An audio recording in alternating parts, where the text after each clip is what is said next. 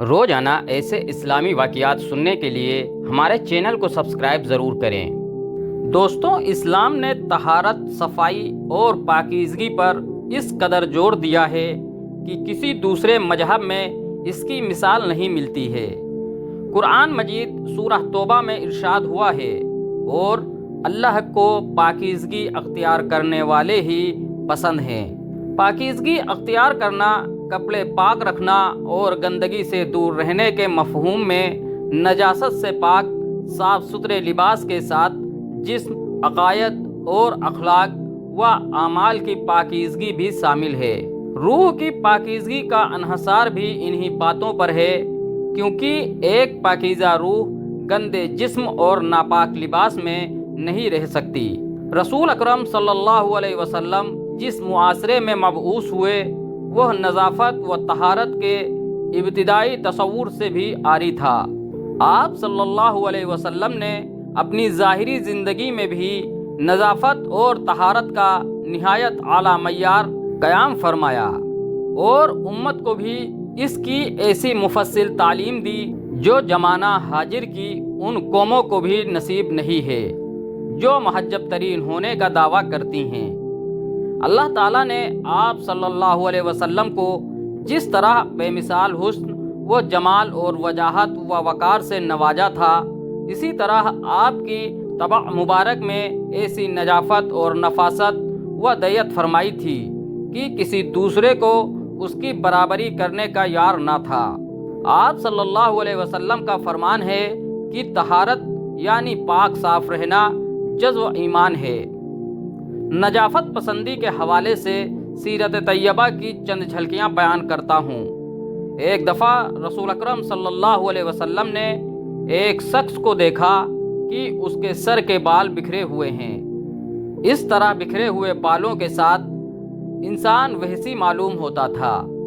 حضور صلی اللہ علیہ وسلم نے اس کی اس ہیبت کجائی کو پسند نہ کیا اور فرمایا، اس شخص سے اتنا نہیں ہو سکتا کہ بالوں کو درست کر لے۔ حضرت انس رضی اللہ تعالی عنہ کہتے ہیں کہ رسول اللہ صلی اللہ علیہ وسلم سر مبارک میں اکثر تیل ڈالا کرتے تھے اور داڑھی مبارک میں بہت کنگھی کیا کرتے تھے۔ حضرت ابو ہریرہ رضی اللہ تعالی عنہ سے روایت ہے کہ رسول اللہ صلی اللہ علیہ وسلم نے فرمایا، پرہیز کرو لعنت کے دو کاموں سے۔ تو صحابہ رضی اللہ عنہم نے عرض کیا، یا رسول اللہ صلی اللہ علیہ وسلم، وہ کون سے دو کام ہیں؟ تو آپ صلی اللہ علیہ وسلم نے فرمایا، لوگوں کی گزرگاہ یعنی سارہ عام پر یا سایہ میں نجاست پھیلانا یعنی رفع حاجت کرنا۔ ایک روایت میں یہ اضافہ ہے کہ ایسا کرنے والے پر اللہ کے فرشتوں کی اور تمام انسانوں کی لعنت ہے۔ حضرت عطا بن یسار رضی اللہ تعالی عنہ سے روایت ہے کہ ایک دن رسول اللہ صلی اللہ علیہ وسلم مسجد میں تشریف فرما تھے کہ ایک صاحب اس حالت میں مسجد میں آئے کہ ان کے سر اور داڑھی کے بال بکھرے ہوئے تھے۔ تو آپ صلی اللہ علیہ وسلم نے اپنے ہاتھ سے اشارہ کر کے ان کو ہدایت کیا کہ اپنے بالوں کو درست کر کے آؤ۔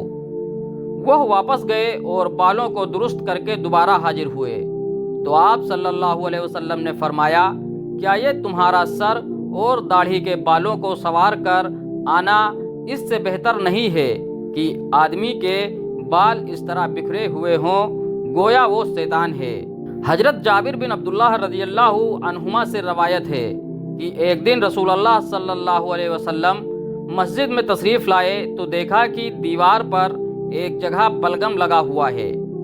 آپ صلی اللہ علیہ وسلم نے اسے لکڑی سے کھرچ دیا اور لوگوں سے مخاطب ہو کر فرمایا، تم میں سے کون یہ پسند کرے گا کہ اللہ تعالیٰ اس سے منہ پھیر لے؟ یعنی دیواروں پر یا جا بجا تھوکنا اللہ تعالیٰ کی ناراضگی کا باعث ہے۔ پھر آپ صلی اللہ علیہ وسلم نے فرمایا، عبیر لاؤ جو ایک قسم کی خوشبو ہے۔ تو ایک انصاری نوجوان دوڑ کر گھر گئے اور خوشبو لے آئے۔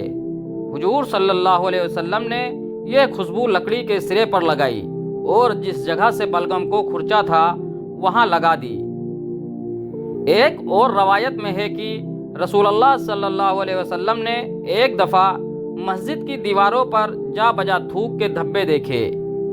اس وقت آپ صلی اللہ علیہ وسلم کے دست مبارک میں کھجور کی ٹہنی تھی، تو آپ صلی اللہ علیہ وسلم نے اسے کھرچ کھرچ کر تمام دھبے مٹا دیے۔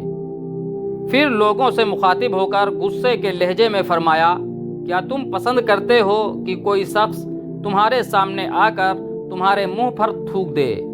یعنی مسجد کی دیوار پر تھوکنا ایسا ہے جیسے کوئی دوسرا آدمی ایسا کرنے والے کے منہ پر تھوک رہا ہے۔ رسول اکرم صلی اللہ علیہ وسلم لوگوں کو پیشاب کے چھینٹوں سے بچنے کے سخت تاکید فرمایا کرتے تھے۔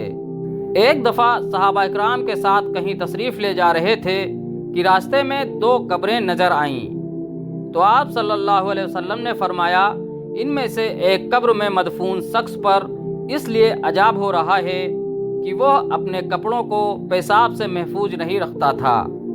ایک دن جمعہ کی نماز کے لیے بہت سے کاروباری لوگ بغیر نہائے ہوئے مسجد میں آ گئے، اور ان لوگوں کے کپڑے بھی میلے تھے اور مسجد میں جگہ بھی تنگ تھی۔ ان کا پسینہ جو آیا تو ساری مسجد میں بدبو پھیل گئی۔ حضور صلی اللہ علیہ وسلم نے فرمایا، کیا اچھا ہوتا اگر یہ لوگ نہا کر آتے۔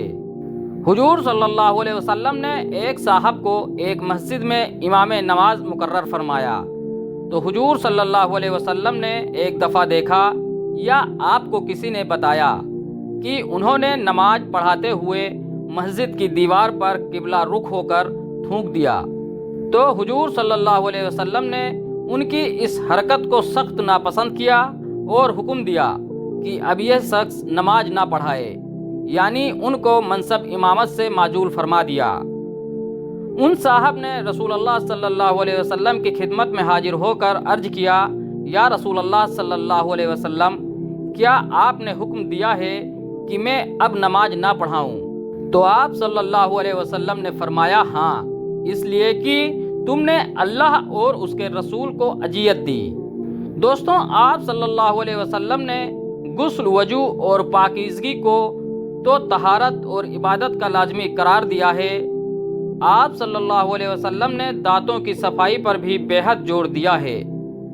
اس مقصد کے لیے آپ صلی اللہ علیہ وسلم کثرت سے مسواک کیا کرتے تھے، بالخصوص ہر نیند سے جاگنے کے بعد، باہر سے گھر میں تشریف لاتے وقت اور تہجد کے لیے اٹھنے کے وقت آپ لازماً مسواک فرماتے تھے۔ صحیح بخاری اور صحیح مسلم میں حضرت ابو ہریرہ رضی اللہ تعالی عنہ سے روایت ہے کہ رسول اللہ صلی اللہ علیہ وسلم نے فرمایا کہ اگر یہ خیال نہ ہوتا کہ میری امت پر بہت بوجھ پڑ جائے گا یا میری امت پر یہ کام شاق نہ ہوتا تو میں ہر نماز کے وقت ہر وضو کے ساتھ مسواک کرنے کا حکم دیتا۔ واللہ عالم، جزاکم اللہ خیرا۔